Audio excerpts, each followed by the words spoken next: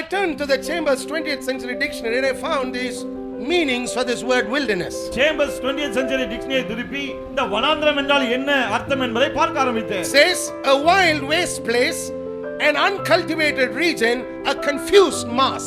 வனாந்திரம் என்றால் என்னவா? எல்லாமே குழம்பி போன நிலையிலே ஒன்றுக்கும் உதவாத ஒரு வீணாய் போன இடம் என்று சொல்லுகிறது. Now follow carefully.